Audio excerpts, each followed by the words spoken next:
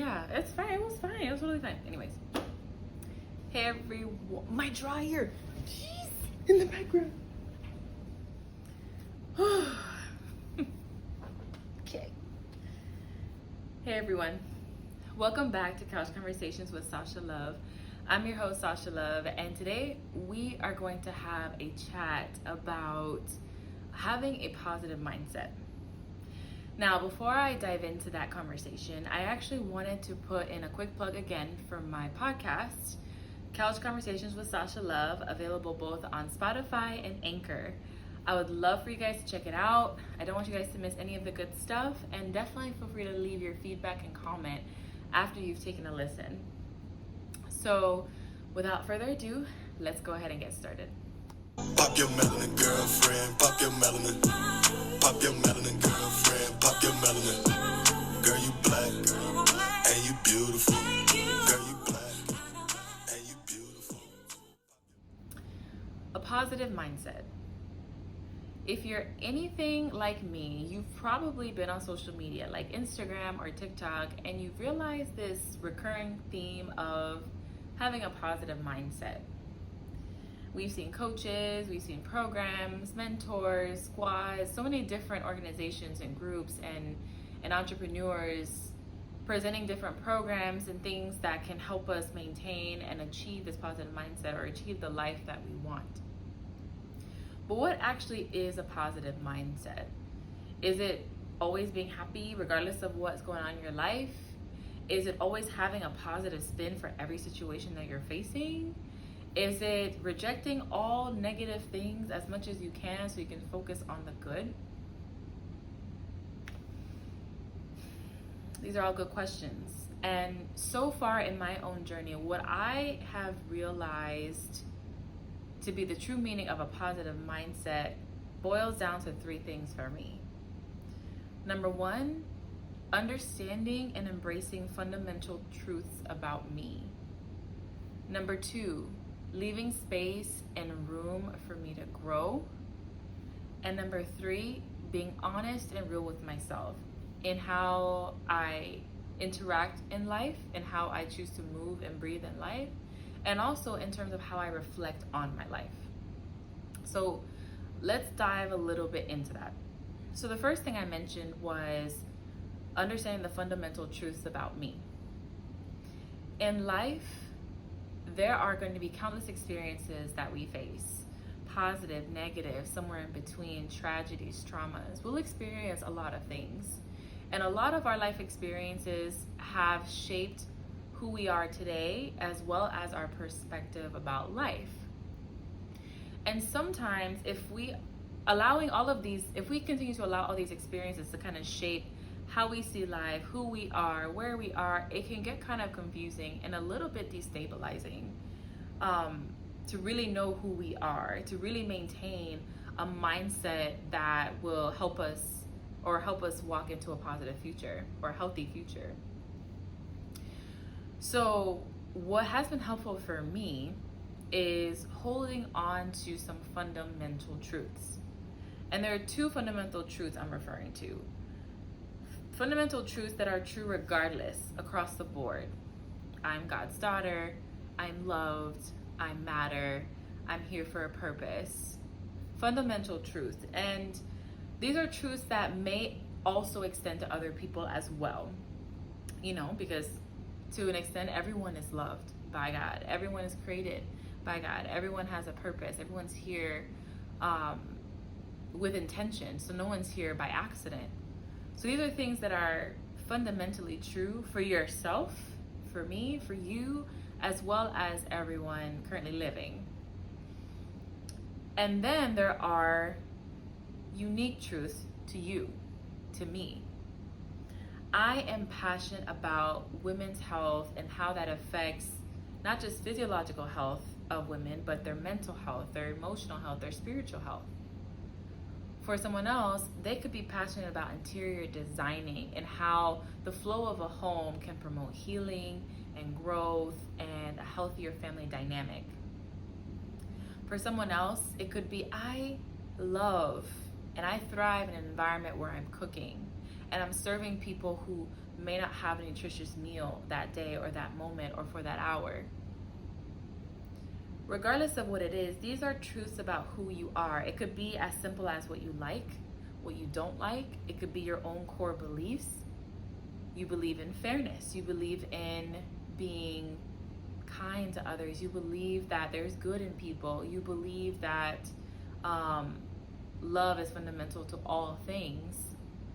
So using these truths as like a base of our mindset, or things that we can go back to even through the chaos of life, kind of help formulate this concept of a positive mindset. And I say positive mindset not just because it negates all negative things and only focuses on the positive. I say positive because overall, truths are things that build you up and help you move forward. Whether you're going through a high point, a mountaintop experience, or whether you're going through a valley. So just to kind of clarify that. The second thing I mentioned was, actually, I'll do the authentic one next. So being authentic. Now that is both in how I choose to move through life and also how I reflect. So that's also another two-part. So a positive mindset also means being rooted in who you truly are. Sometimes it's easy to put on a persona that is more palatable or that is easier for people to take in. And I can understand that temptation. I've also experienced that temptation. It's easier to be a version of yourself that is easier for people to tolerate, to handle. But in order for you to really thrive in a healthier mindset and a more positive mindset, you have to be real with yourself. And I've learned that I cannot escape being honest with myself. So that means being true to myself even in small decisions. What would I like to eat? What would I like to do today? What would I like to wear? But also being true to myself in more fundamental decisions. What would I like my career to look like? How would I like to raise my children someday? How do I believe in God? Do I believe in God? These are things that I need to move in authentically to stay rooted in that positive and healthy mindset. And on the flip side of that, also in how I reflect on my life. So as I mentioned earlier, we go through positive and negative experiences, right? But choosing to view my positive and negative experiences through a lens of who I truly am makes a difference. Maybe I don't internalize negative experiences so deeply that I self-deprecate, but instead I look at those experiences as opportunities for growth, opportunities to learn. Which actually brings us to the third point in maintaining a positive mindset, which is leaving room for growth.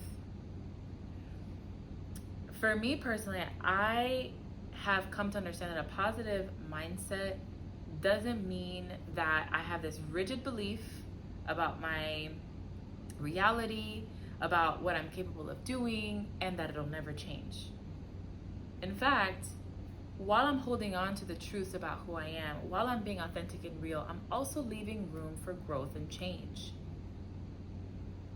I'm leaving room for me to grow in who I am. I'm leaving opportunities for me to change for the better. I'm leaving room for me to let go of old habits.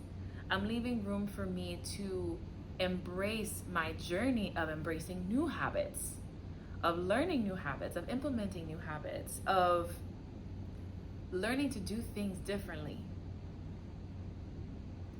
I'm also taking the time to step into new relationships, new friendships, new dynamics, and to kind of see how I feel when I go through that, to observe how I interact, observe how I behave, observe how I heal, and how my growing journey changes.